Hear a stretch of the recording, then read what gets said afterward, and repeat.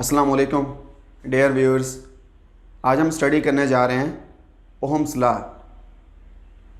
Scientist George Simon Ohm ने ये बताया था कि करंट की मैग्नीट्यूड हमारे पास वो किस चीज़ पे डिपेंड करती है, यानी करंट की मैग्नीट्यूड को हम कैसे इंक्रीज़ कर सकते हैं, उसका पोटेंशियल के साथ उसने रिलेशन बताया था। अगर हम ओहम्स लॉ के स्टेटमेंट में देखें, उसमें लिखते हैं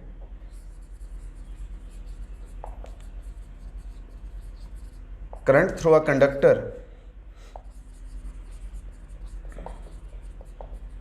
is directly proportional to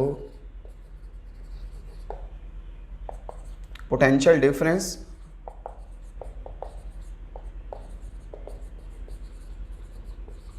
across the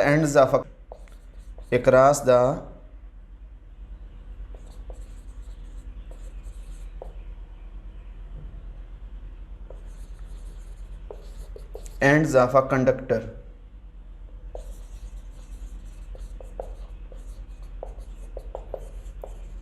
If physical state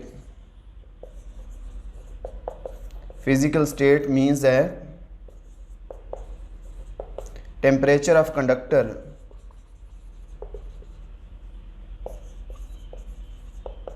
remains same। ये ओहम्स लॉ की स्टेटमेंट है। Potential current through a conductor is directly proportional to potential difference. अगर हमारे पास ये कोई कंडक्टर है,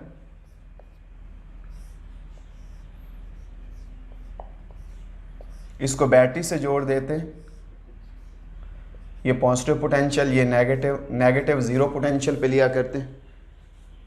जो पॉजिटिव पोटेंशियल है वो हमारे पास क्या है, वो V है, तो पोटेंशियल डिफरेंस क्या आ जाएगा, V minus zero is equal to V। ये हमारे पास कंडक्टर के एंड्स के ऊपर ये पोटेंशियल डिफरेंस है। जितना पोटेंशियल डिफरेंस इंक्रीज करते जाएंगे उतना करंट इंक्रीज करता जाएगा। If resistance of the conductor remains same, if temperature of the conductor remains same. तो हम रूटीन में लिख देते हैं कि current is directly proportional to V and this implies that V is equal to IR, where R हमारे पास यहाँ पे एक प्रोपोर्शनैलिटी कांस्टेंट है, R को बोल देते हैं this is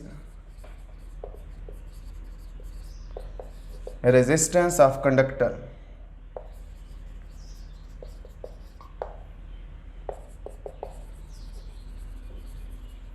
It depends upon the temperature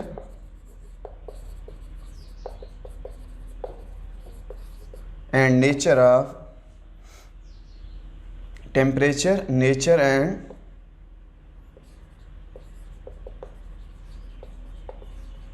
dimension of conductor। Temperature पे डिपेंड करता है, मटेरियल की नेचर पे डिपेंड करती है रेजिस्टेंस, और कंडक्टर के साइज़ पे डिपेंड करती है, डायमेंशंस के ऊपर, उसका एरिया ऑफ क्रॉस सेक्शन क्या है, उसकी लेंथ क्या है। तो यहाँ से देखें resistance is equal to V over I। Resistance का जो यूनिट है वो हमारे पास ओहम है, और 1 ओहम को अगर हम डिफाइन करें, 1 ohm is equal to 1 volt divided by 1 ampere. ये 1 ओहम की डेफिनेशन है। अगर हम कंडक्टर के एंड्स के ऊपर 1 वोल्ट का पोटेंशियल डिफरेंस दें और उसकी वजह से कंडक्टर में से 1 एम्पेयर का करंट फ्लो करे, then resistance of the conductor is 1 ohm. 1 ohm is equal to 1 volt ampere inverse. अब कुछ मटेरियल्स होते हैं जिनको हम बोल देते हैं हमारे पास ओहमिक मटेरियल्स हैं,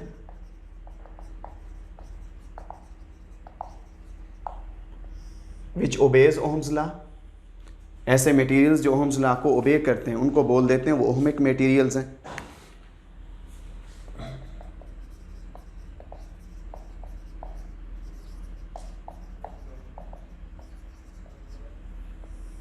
उनको ओहमिक डिवाइसेस कह देते हैं। ऐसे डिवाइसेस के जिसके लिए हमारे पास उनके वोल्टेज और करंट की रेशियो, इस साइड पे वोल्टेज ले लेते हैं हॉरिजेंटल पे, वर्टिकली ये करंट है जो वोल्टेज पे डिपेंड करता है।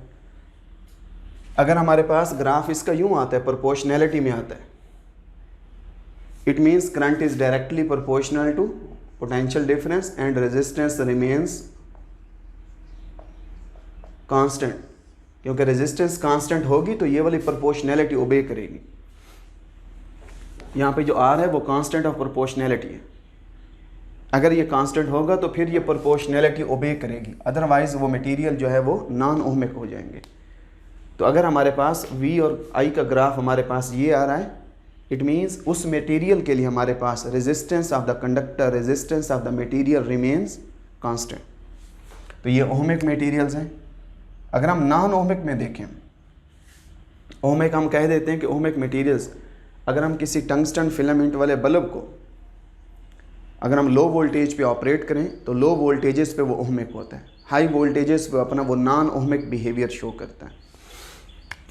अगर हम नॉन ओहमिक को लिखें, नॉन ओहमिक कंडक्टर्स या devices,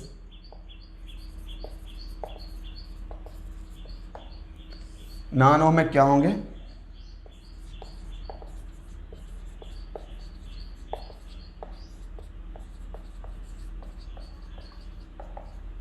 which do not obey Ohm's law,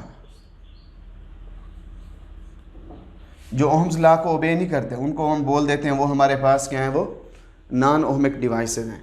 उनके लिए resistance of the material that does not remains constant. जब रेजिस्टेंस कांस्टेंट नहीं रहेगी फिर ये उनके लिए प्रोपोर्शनैलिटी होल्ड नहीं करती। उसके एग्जांपल हम दे देते हैं, हमारे पास ये टंगस्टन फिलामेंट वाला बल्ब है, यहाँ तक वो मटेरियल ओहमिक है। हाई वोल्टेजेस पे जाके इतने कोलिजन्स होते हैं, हाई वोल्टेजेस पे जब करंट्स बढ़ जाता है, कोलिजन्स बढ़ जाते हैं। जब एटम के साथ इलेक्ट्रॉन्स के कोलिजन बढ़ते हैं, कोलिजन के बढ़ने से करंट उसमें रेजिस्टेंस इंक्रीज़ करती है। जब रेजिस्टेंस इंक्रीज़ करती है फिर करंट उसी प्रोपोर्शनैलिटी से इंक्रीज़ नहीं करता, फिर करंट की वो प्रोपोर्शनैलिटी वो कम हो जाती है। किस वक्त प्रोपोर्शनैलिटी वो डिक्रीज़ कर रहे हैं? जब हाई वोल्टेजेस पे जाके करंट इंक्रीज़ करते हैं, करंट इंक्रीज़ करने से कोलिजन्स इंक्रीज़ करते हैं, रेजिस्टेंस इंक्रीज़ करती है। जब resistance of the conductor increase करती है फिर करंट उसी तनासुब के साथ, उसी रेशो के साथ वो करंट इंक्रीज़ नहीं करता। और दूसरा हम कह देते हैं, हमारे पास अगर हम सेमीकंडक्टर डायोड को देखें, जो सेमीकंडक्टर डायोड है उसका फॉरवर्ड बायसिंग का ये ग्राफ होता है।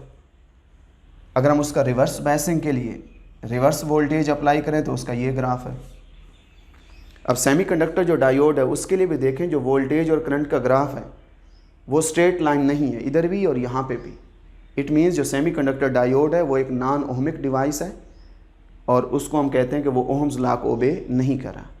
और जो टंगस्टन फिलामेंट वाला बल्ब है, the bulb having the tungsten filament, इसमें देखें कि लो वोल्टेजेस पे वो ओहम्स लॉ को ओबे करता है, प्रोपोर्शनैलिटी होल्ड करता है। हाई वोल्टेजेस पे जाके वो ओहम्स लॉ को ओबे नहीं करता। तो ये हमारे पास एक बुनियादी सी बात है और इस चीज़ पे हम फोकस करते हैं। जो करंट की मैग्नीट्यूड है, ओहम्स ने, जॉर्ज सिमन ओहम ने मैग्नीट्यूड ऑफ करंट और पोटेंशियल डिफरेंस का आपस में ये रिलेशन दिए, जो इलेक्ट्रिसिटी का इंतहाई फंडामेंटल टॉपिक है। तो करंट जो है वो डायरेक्टली डिपेंड करता है पोटेंशियल डिफरेंस पे। जितना इस कंडक्टर के अक्रॉस पोटेंशियल डिफरेंस को हम इंक्रीज़ करते जाएंगे उतना उसमें से करंट की मैग्नीट्यूड इंक्रीज़ करती जाएगी। आप इस टॉपिक को स्टडी करें, कहीं कोई प्रॉब्लम आता है तो आप क्वेश्चन पुट करें, इंशाल्लाह आपको प्रॉपरली उसका आंसर दिया जाएगा। Thank you so much.